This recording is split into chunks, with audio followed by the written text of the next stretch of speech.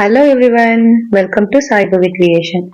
இன்னைக்கு நம்ம சேனல்ல ரொம்பவே சூப்பரான டேஸ்டியான 10 நிமிஷத்துல ரெடி பண்ணக்கூடிய simple and easy recipe onion tomato gravy தான் பார்க்க போறோம்.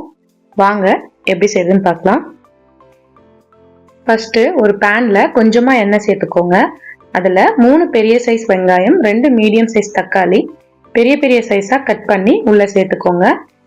இது கூட 1 ஸ்பூன் சால்ட் ஆட் பண்ணிக்கோங்க. அப்பதான் ஈஸியா சீக்கிரமா வதங்கிடும். இந்த மாதிரி நல்லா ப்ரௌனா வதக்கி எடுத்துக்கோங்க. இப்போ ஒரு கடாயில கொஞ்சமா எண்ணெய் சேர்த்துட்டு 1 ஸ்பூன் சீரகம், 1 ஸ்பூன் சோம்பு சேர்த்துக்கோங்க.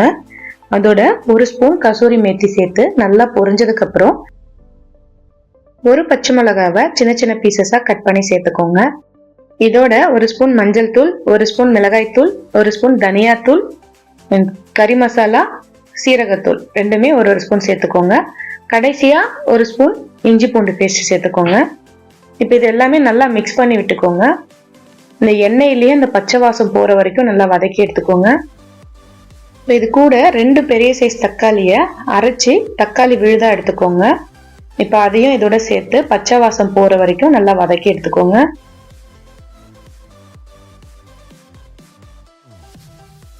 இது கூட இப்போ நான் 1 ஸ்பூன் ஃப்ரெஷ் க்ரீம் சேர்த்துக்கிறேன். ஃப்ரெஷ் க்ரீம் இல்லை அப்படின்னா கெட்டி தயிர் கூட சேர்த்துக்கலாம். சேர்த்து நல்லா மிக்ஸ் பண்ணி விட்டுக்கோங்க. இதுக்கு தேவையான அளவு தண்ணி சேர்த்துப்போம்.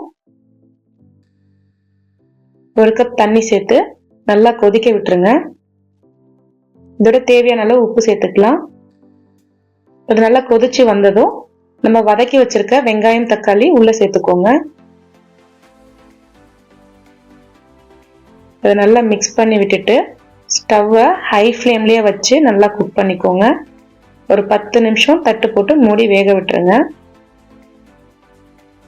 இந்த மாதிரி தண்ணி எல்லாம் ட்ரை ஆனதுக்கு அப்புறம் ஸ்டவ்வை லோ ஃப்ளேம்ல வச்சுக்கோங்க. இப்போ இதோட 1 கியூப் பட்டர் சேர்த்துப்போம். கடைசியா கொத்தமல்லி இலைகளை தூவி விட்டுக்கோங்க.